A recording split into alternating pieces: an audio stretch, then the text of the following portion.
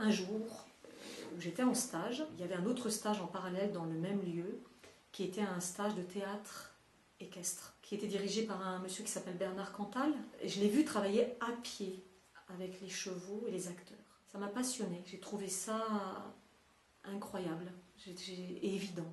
Et puis à cette époque-là, je suis tombée sur Makawakan, qui est toujours dirigé par Christine Dor. Et c'est comme ça qu'on a commencé à rêver à deux, d'un projet qui unirait le spectacle théâtral et le spectacle équestre. Dis-moi Sophie, je propose un truc. Dans un premier temps, accompagner un peu la jument, juste histoire de la mettre un peu en avant. Dans le jeu, quoi. Ouais, pas de problème. Le cheval s'inscrivait dans le cadre du dépaysement. Donc une fois créé ce dépaysement, c'est très intéressant parce que tout de suite, l'enfant, il perd ses repères habituels. Donc s'il perd ses repères habituels, il va pouvoir en installer d'autres. Je comprends que vous puissiez avoir des réactions de peur. Vous ne montez pas à cheval tous les jours, vous avez fait des mini-stages. C'est compréhensible, hein. Mais quand on va jouer les scènes, ça, il faut absolument que vous arriviez à le gérer, quoi. Tu vois, une fois qu'on l'a mis en route, ça va mieux parce que c'est le démarrage qui est difficile. Ok. Tu tires là, tire pas, elle va s'arrêter, sinon avance tes mains. Tu tournes à droite. Droite, droite, droite, tiens, je tourne. Mon corps, il tourne, quoi. D'accord ? On a travaillé sur tous les peuples qui avaient une tradition équestre pour qu'ils puissent ressentir ou pressentir que l'être humain a pu être et peut encore être réellement relié à la nature. Et ça, par la suite, Élodie Mathieu de la compagnie Step Théâtre l'a très très bien expliqué. On va demander à l'homme, à l'être humain de ne pas arriver en conquérant en fait face à un cheval. C'est-à-dire que l'homme va devoir rentrer en lui et devenir un peu animal aussi à son tour pour pouvoir communiquer avec lui. Le maître de notre corps à cheval, c'est le bassin. C'est ces articulations-là. Donc si on veut aller en avant, c'est le bassin qui doit aller en avant. Le tout premier travail, c'est un travail vraiment de base, qui est un travail qui doit permettre à l'enfant de découvrir ce que c'est que d'être acteur et de faire la part des choses entre le spectateur et l'acteur. Vous êtes tellement séparés les uns des autres, tellement pas à l'écoute, que c'est mortel. Il faut que ça résonne ta voix. Là, on n'entend rien du tout. Dans 4 jours, tu vas partager tout ça avec des spectateurs. Là, tu es encore tout recroquevillé sur toi-même. Ensuite, mon travail, c'est le travail de la direction d'acteur. Toutes ces musiques, c'est de la souffrance. Il faudrait que tu te tortilles au sol, tu te roules, tu vois, sur un ralenti. Allez, tu lui dis, non mais il faut que tu lui parles. Si tu ne parles pas, tu vas avoir tout son poids, elle ne pourra pas t'aider. Toi, il faut que tu l'aides. Le théâtre est un très très bon vecteur pour organiser mentalement et physiquement sa place dans la société et dans le monde de manière symbolique. Donc on y va là, on cale ça, et après l'acte 2 est calé, et on peut filer tout le spectacle cet après-midi, demain et samedi. Et là on est dans les temps.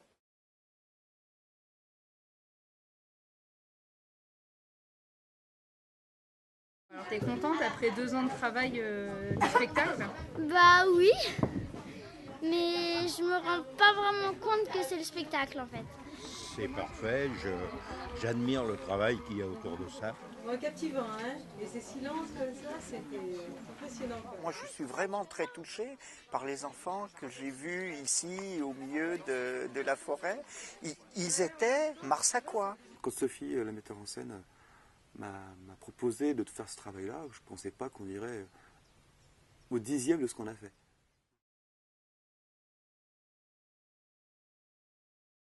Donc ça y est, nous sommes le jour J de la grande première de Un peu plus loin. Ça y est, et qu'est-ce que je pourrais dire d'autre? T'es méga prêt? Et je suis méga prêt, et on va tout cartonner, comme chaque année. Comme chaque année. Et ton texte il est prêt là? Mon texte il est prêt, je suis au taquet. Ça va déchirer. Ça va déchirer. Yeah.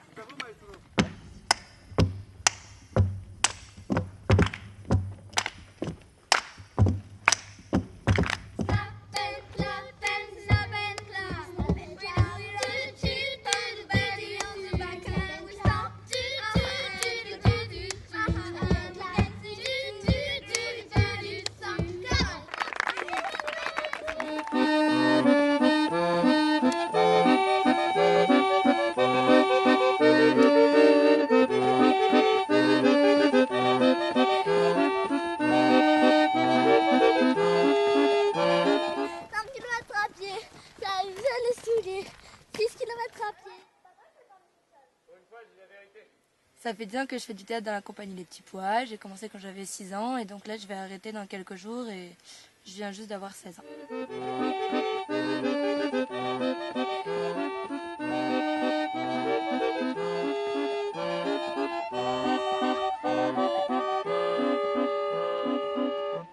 J'attends que la caravane arrive. Pourquoi? Parce qu'il faut que j'attende pour pouvoir apparaître. Dans ton spectacle déambulatoire, tu fais qu'attendre en fait. Je fais pas qu'attendre, je fais des apparitions par-ci par-là. Et j'attends un peu, mais comme dans tous les spectacles d'un côté. C'est ça, que t'as pas de coulisses. C'est ça. Faut que tu te promènes. C'est la forêt.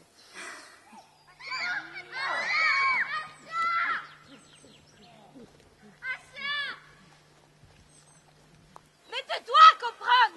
C'est pour cela que je te suis que je vais te prendre.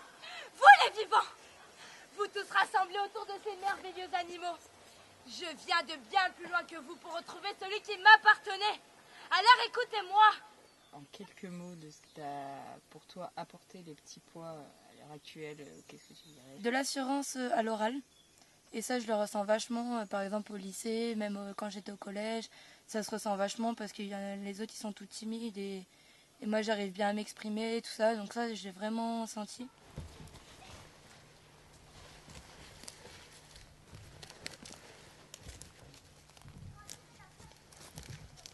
Il y a vraiment de tous les âges et beaucoup de cultures différentes. On vit dans des milieux différents. Donc ça m'a vraiment appris beaucoup de choses.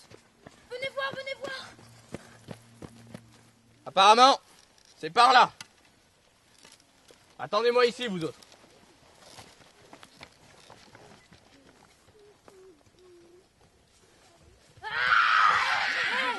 Rendez-nous nos chevaux. C'est ça les nôtres.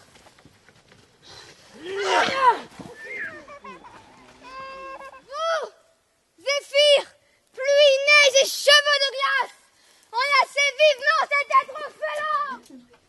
On a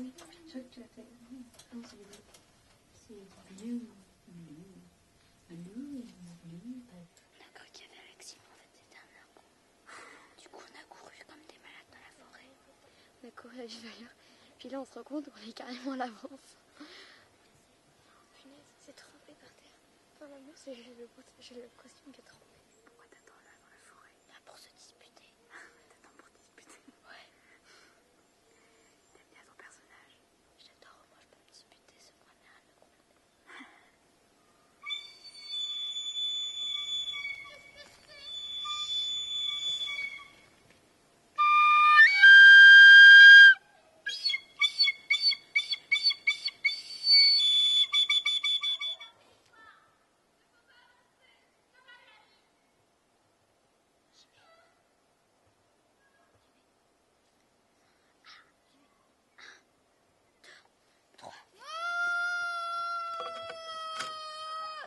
Tu es un monstre.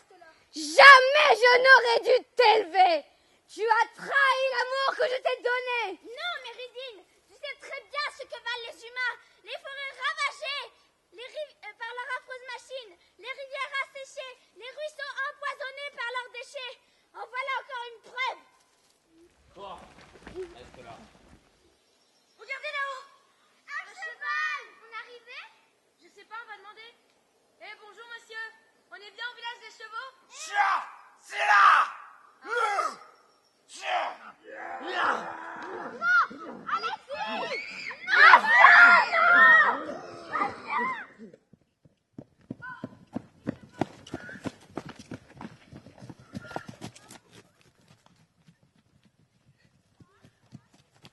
Le cheval il est un peu dur à contrôler et quand j'arrive au galop, enfin au trot, il continue pas là où je veux et puis c'est vachement dur de faire son texte, de se concentrer sur la tête que tu dois faire, pas une gueule trop stressée parce que tu es censée être une reine et en plus contrôler le cheval qui veut brouter et qui ne te rend pas crédible quand tu parles. Et puis je fais la reine, donc c'est moi qui m'avance et qui accueille les étrangers quand ils arrivent au village des chevaux.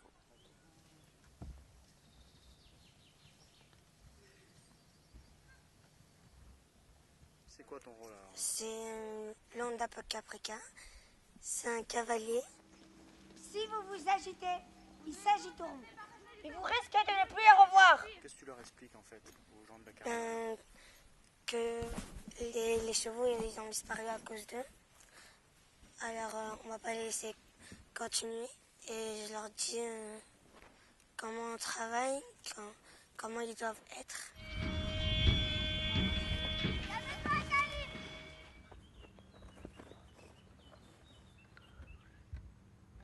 Il y a des fois où ils se frottent contre moi, où je leur dis c'est bien. Il y a des fois où quand ils font des bêtises, je leur dis arrête. Ils arrêtent directement. Et quand je leur parle, ils me disent oui ou non. Donc avant de faire ce spectacle, ce projet, est-ce que tu avais eu un rapport aussi proche avec un animal ou avec un cheval? Non.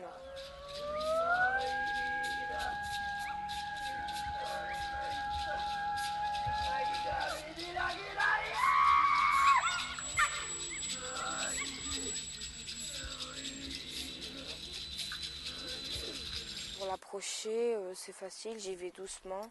Je pose ma main pour prendre contact avec lui et après je commence.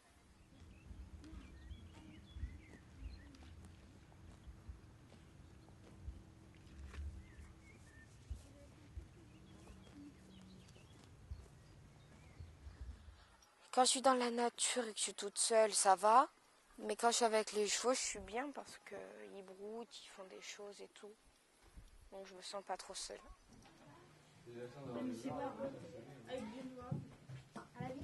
Imagine, on s'est préparé pour rien.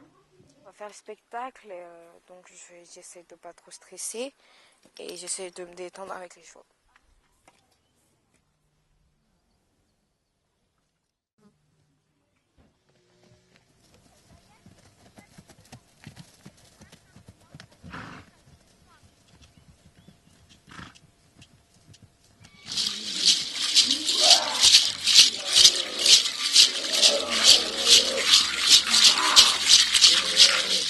Je crois que le jeu qui m'amuse vraiment dans le cadre des petits pois, être avec les enfants comédiens, c'est de faire non pas un travail technique où on se concentre pour être dans une performance technique, mais trouver des jeux, tout à base de jeux finalement.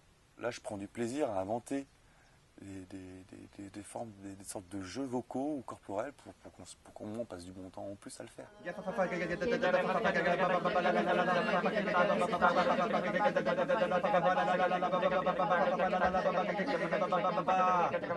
Allez, improviser.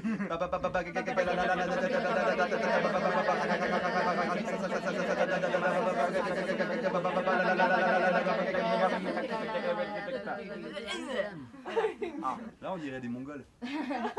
Des Mongols ou des chamans argentins aussi. On est parti d'abord d'écoute de chants, soit chamaniques, soit de chants de civilisation première, je dirais, avec des modes d'expression vocale très différents de ceux dont on a l'habitude, notamment avec des cris, des interjections, des bégaiements, des crachats, des bourdons vocaux, du travail sur le larynx, sur le nez, sur les résonances très différentes. Donc voilà, les enfants étaient très impressionnés par les possibilités vocales qu'ils ont entendues.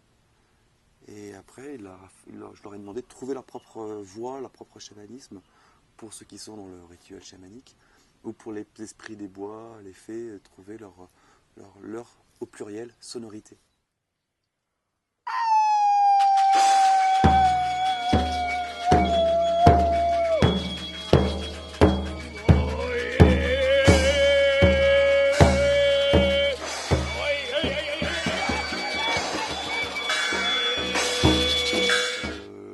Chamanique, j'ai une équipe hallucinante.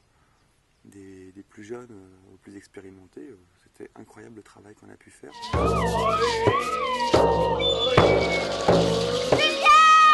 En fait, globalement, ce qui manque, c'est le jus qui est trop court. Tu fais Julia et on n'a pas le jus avant. Alors que le jus, tu peux l'étirer. Julia Julia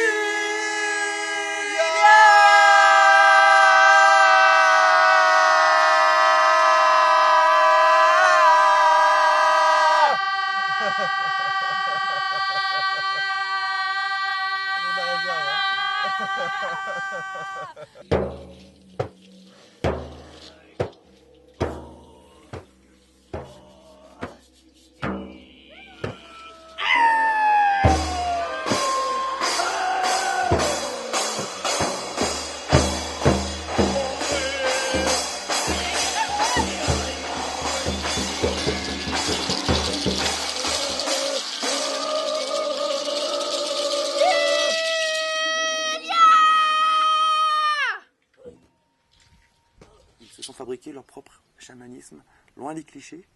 C'était très important. Il n'y a pas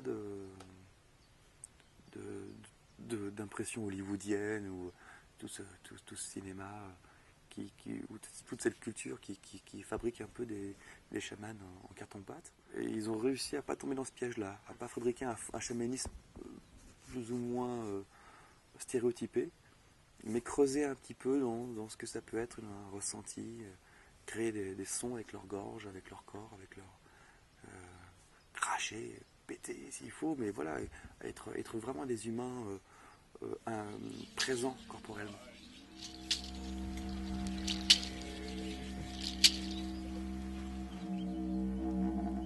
Qu'est-ce qui t'a le plus plu en fait dans ce qui vous a fait travailler? C'est le fait de pouvoir improviser de la musique, sachant que moi je suis pas musicienne du tout. Improviser de la musique et former un rituel, parce que c'est quand même assez intense ce qui se passe dans la yourte. Je le vois par rapport à moi-même. La dernière fois qu'on l'a répété, je suis partie dans mon trip, je dirais.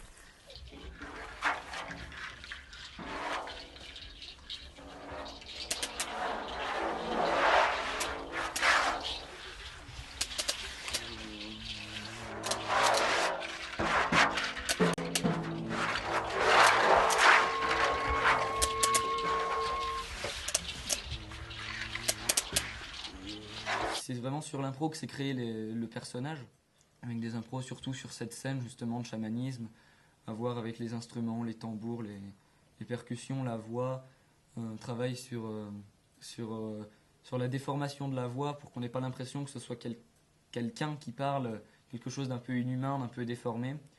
Et oui, là il y a eu vraiment un gros soutien de Pierre M pour nous apporter beaucoup de nourriture de ce côté-là. Voilà, fais vraiment une résonance.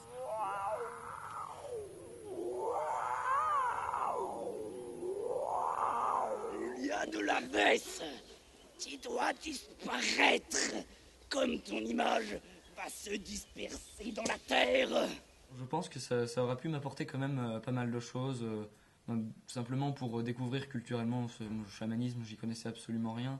Ensuite sur le travail du corps, de la voix, de la déformation, tout ça c'est quelque chose de particulier aussi qui a été très intéressant. Plus dans la terre, Lucas, plus dans la terre. Plus en bas. Voilà.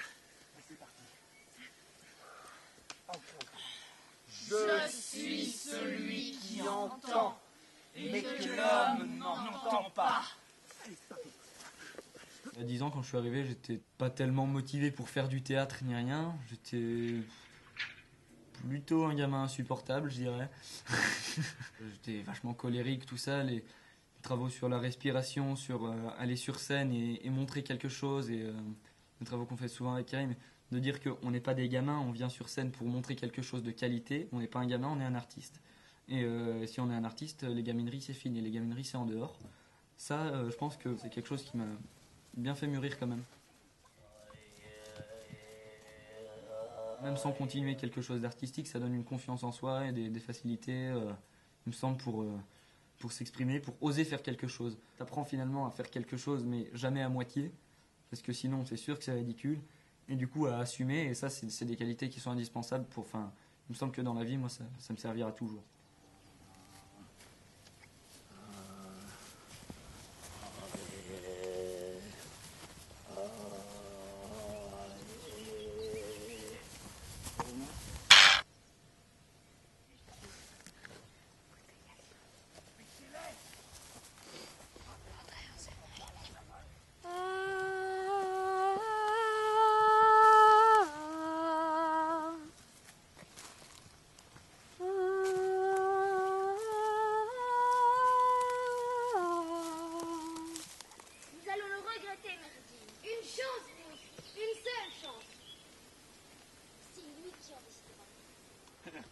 De quel pouvoir peuvent disposer ceux qui ont été pourchassés, maltraités et réduits à se contenter de quelques lopins de terre pour subsister?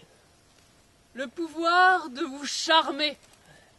le pouvoir de vous attirer, le pouvoir de vous révéler à vous-même.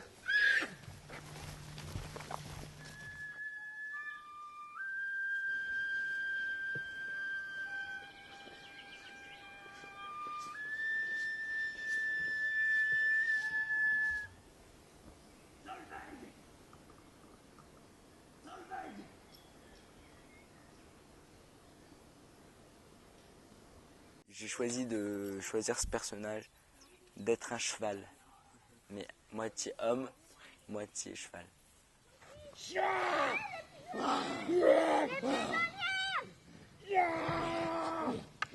C'est un peu différent parce que les spectacles on les joue sur scène et tout, on les joue pas en plein air comme ça.